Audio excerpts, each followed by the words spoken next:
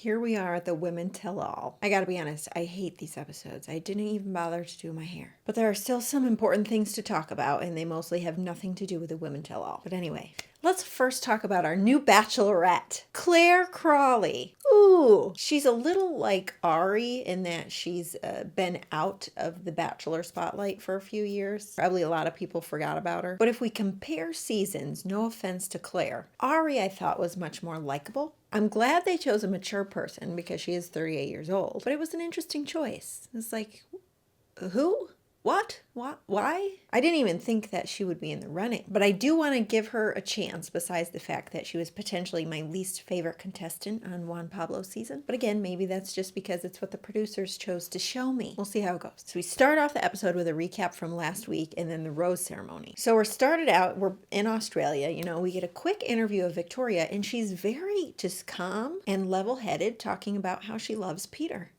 It was really pleasant to see.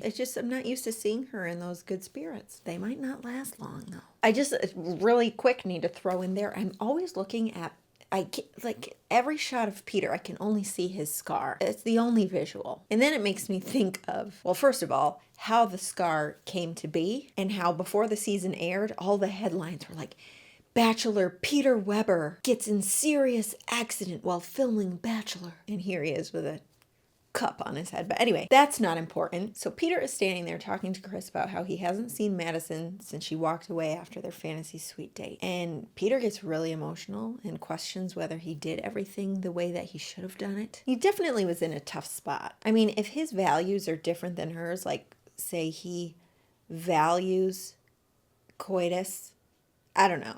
Again, not important. Or is it? But he says he has no idea what to do. No idea what to do. And here he is at the rose ceremony. So that tells me if Madison was not like his first choice, then it would be a no-brainer. Okay, got to send Madison home. We're on different pages. And the other two are clearly smitten with him. Like they are in the pocket, done deal. But he is still conflicted. But apparently, according to him, he can see all three as his future wife. Don't lie to us, Pete. It's not the truth. So the girls start showing up, and first we get Hannah Ann, followed by Victoria, and then out comes Peter. No Madison. But Peter doesn't come and confront the girls. He's kind of looking onward. I think I got the impression he was checking to see if Madison had shown up. Or it could be another Bachelor ploy, and they're trying to trick us. And what they do. But there's Victoria and Hannah Ann standing next to each other. Where's Maddie? They say. Let's get this show on the road, they say. Remember when they were all friends? Happy. Well, clearly they're still mad at her for having a moral compass. Or at least Victoria is. And then Madison's van pulls up. She's here, Victoria says. Yeah, that's right, baby. She's here. Sorry, she's my favorite. So the girls are lined up, and then Peter walks out, and he's basically already crying. I don't think we've ever seen him so visibly upset. Even when Hannah B broke up with him, this was a different level of upset Peter. He was almost scared in a way. It was really heartbreaking. I felt for him. And I know it's easy to complain about him and the choices that he made, but he's still a really nice guy, and he tried hard, and he was kind to all the women. So I still really like him, and I'm rooting for him. But here, I'm expecting him to pull Madison aside to talk, because there was a lot of, stuff in the air. I think that's what this means. Especially because he looks like he just got his heart broken. He's not upset in I'm going to break someone's heart right now. I think he felt like his heart was broken. But he doesn't talk to her. He just gets going with his speech, and he's crying throughout the whole thing. There's got to be tears. If it's not the girls crying, I guess it's got to be Peter. So first rose goes to Hannah Ann, and he didn't even look happy to give it to her. Not because he doesn't like her. He was just really overcome with emotion, I think. She's all smiles. Yes, I will so take this rose. And he's like, okay. And he hugs her. But who's the final rose going to go to? I was so nervous. I think we knew Hannah Ann was going to get a rose, but this is the real toss-up. And the show knew it too, because they're building it up with all of this suspenseful music and long, drawn-out shots on all the girls' faces. I'm actually kind of glad that they did this, because we could see, so Peter is really clearly upset, and because he's upset, Hannah Ann starts getting upset. I thought it was just the cutest thing. She just feels for her man, I mean, it's possible that she was just cold, but I think that she felt what he was feeling. But finally, the rose goes to Madison. And she stays there, like doesn't move for a little bit. And that was scary. But then she slowly makes her way up there. Very reluctantly, let's say. Now, here is like Peter was Madison's inferior. He like had his head bowed and said, Madison, will you accept this rose? Couldn't even look at her. Oh, gosh. I'm just thinking back and feeling the feels. But she says, yeah. No, yes. No, absolutely. Just, yeah. She's hanging on, but she's still got her issues. And Peter wants to see it through. And so do I. No offense, Victoria. But I got to see what happens here. Peter even says, are you sure? And she says, yeah. This whole scene was just so, it was getting real. And here's another thing to mention. Peter and Victoria had a great date. Peter and Madison, not so much. The start of their date was good, but the end obviously did not go well. It was like turmoil, and he still picked her. He doesn't even know for sure that she wants to make this work. I mean, she accepted the rose, but there is a lot of murky water, and he still picked her. He loves Madison. I know some of you said my prediction's not going to be true, but I'm sticking with it to an extent. Yeah, I'm sticking with it. He loves her, and I love it. So he sends Victoria home, and it's the same old story about how his heart is further along with the other girls than it is with her, which I guess, how else can you make a decision in a situation like this? It was so real with you, he says. Yes, it got very real with Victoria. But as he's breaking up with her, I was really pleasantly surprised to see how well she took it. I was really proud of her. Unfortunately, she gets into the van and kind of puts the blame on Madison again. She thinks Maddie swayed him with an ultimatum. And so if you ask me, they must not have done anything inappropriate in the fantasy suite, because she must think that he stuck to that particular ultimatum. Otherwise, it wouldn't have affected his decision, Just a thought. I wish he could have just owned the fact that they broke up and it happened the way that happened. They weren't meant to be together. But it's okay. She has improved tenfold. So he closes up the rose ceremony by saying, hey guys, my family's here. Can't wait to meet you, Hannah Ann, and see you again, Madison. Ooh, she's got an advantage. And then Madison comes out with the best line of the entire Bachelor franchise. And I mean this. Here's to seeing if love can conquer all. Bam! Roasted. I just wanted to throw the rose. Roasted.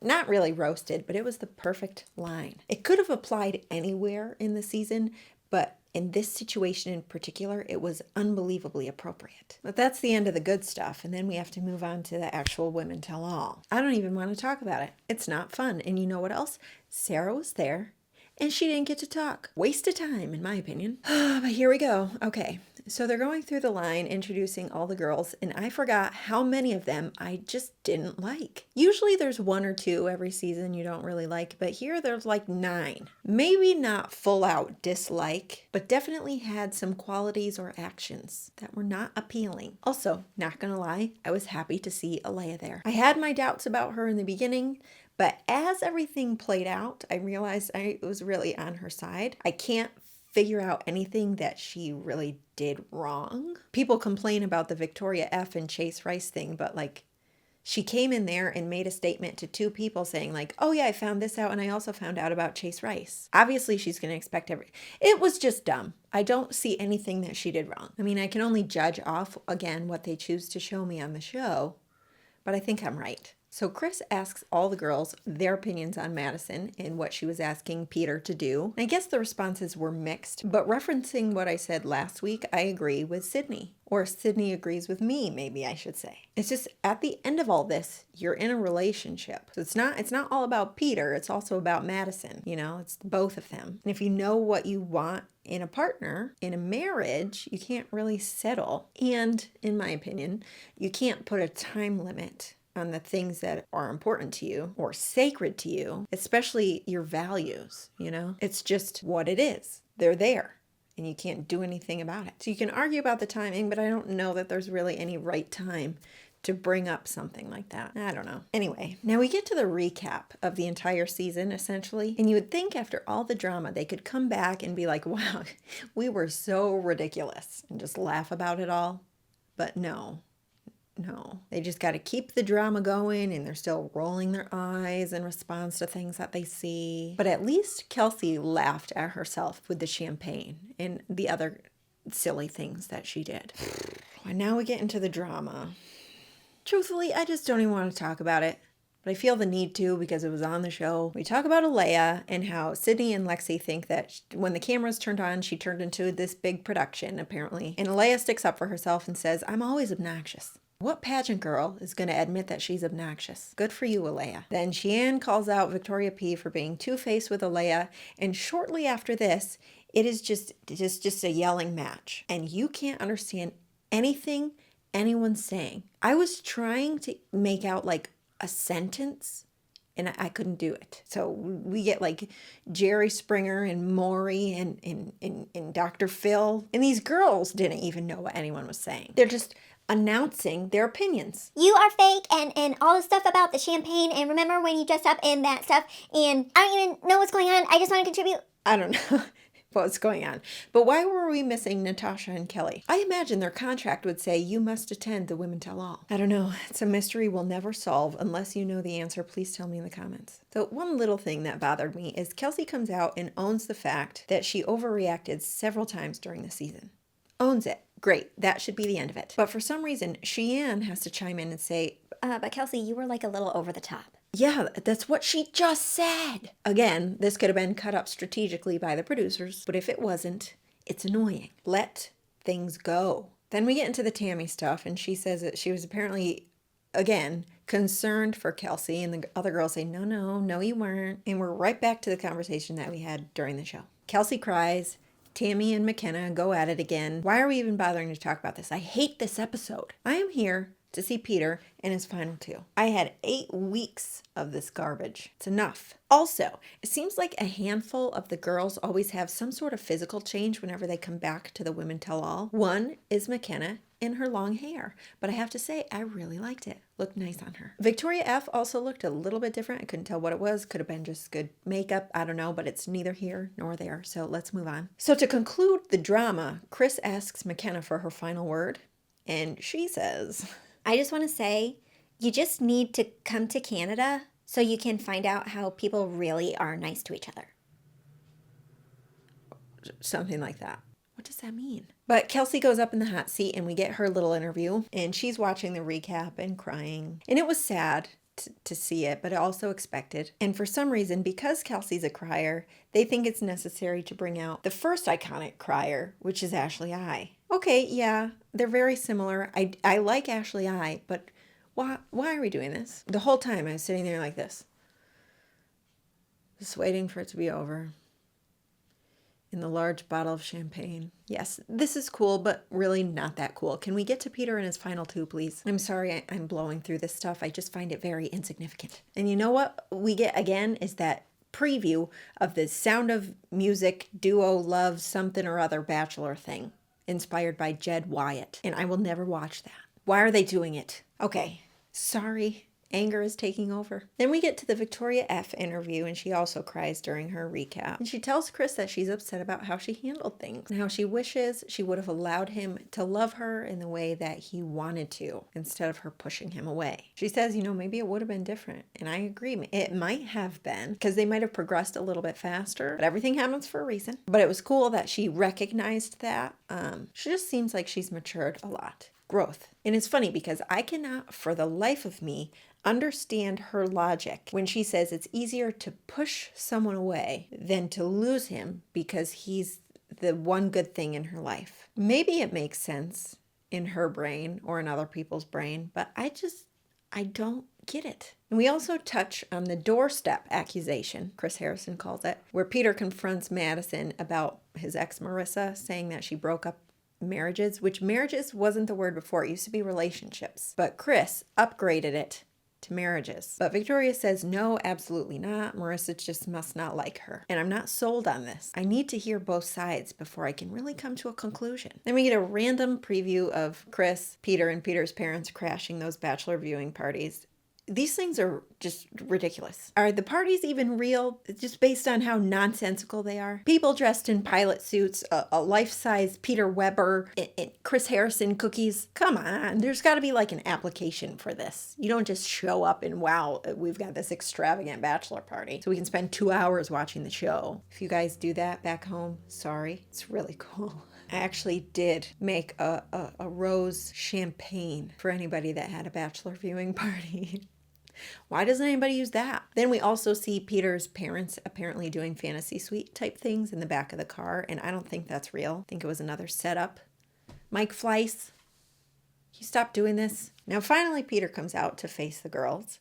And he did not get all the flack that the previews made it seem like he was going to get. He only had really one tough question, which was from Savannah. And she asked him if he regretted giving roses out to the people who were just filled with drama instead of the normal people, so to speak. And I thought Peter's response was very, very good. He says he only had his perspective and he owns up to the mistakes he made, but he did the best that he could and he followed his heart. Isn't that life? Oh, McKenna also asks him, well, she doesn't ask. Here's what happened. I wish kind of that you didn't put me through the rose ceremony. I don't know, is this a question? Or is this symbolism for please respond? I think he did respond, but I don't remember what he said. But other than that, everybody wants to see him happy. And I agree. But then we finally get to some bloopers. Ease the tension a little bit. And these were good. They're always pretty good. Excuse me. But I especially loved how he pulled his signature kitchen counter move and it backfired because he whacks McKenna's head off the cabinet. Not that I want to see McKenna hurt, but it's just always been a really questionable signature move. So I'm thinking we're about to see previews for next week's episode, but then Rachel Lindsay comes out and she's got this really Debbie Downer speech. I was slightly annoyed that this was thrown in, but also kind of happy that it was because I do think this stuff needs to be talked about. So she was basically addressing cyberbullying and hate speech. And I think this platform is a good spot to talk about it because a lot of people, I see it like in Instagram comments, people say some really, really mean things. It like blows my mind that there are people out there that can say the things that they did. Even like the comments that they showed. It's just crazy that people talk like that. The thing is, there's such ignorant comments. And I think it's exactly right that no one has any right at all to discriminate people for the way that they're born. You know, call people out for their actions if you need to call people out, but not for the things that they can't change. And that's how you know it's an ignorant comment because there's no logical defense for the things that they're saying. And that's why they have to be so vulgar about it. I don't know. Anyway, I'm sorry I was getting passionate about that. And then we get to the previews for next week. So Chris claims it's one of the most unexpected and complicated endings we have ever seen. Not even the most dramatic. Okay, so this is interesting. But okay, back to the previews. So Peter says his heart is split between two women. It seems as though he's reconciled with Madison, but he also seems to be in love with Hannah Ann. However, the previews allude to him really wanting to be with Madison. There are lots of tears, some tough parental questions, and one potentially devastating ending. So here are my thoughts on the two. Hannah Ann really likes Peter, but is young and maybe a little unsure of what she wants in life. Kind of just going with emotions because she wants to be with Peter, but potentially in 5 years, she'll realize that she has these goals that she wants to pursue. And then Madison, very sure of herself, loves Peter, knows he's a good guy, but is conflicted because long term there might be an issue because he's just not as faith-driven as she is. It's tough. I really like both of these girls, but if you've been watching my recaps, you know that I'm rooting for Madison. I don't know. Let's hope for the best until next week when I see you for the final recap of the season. Bum, bum, bum. Okay, bye.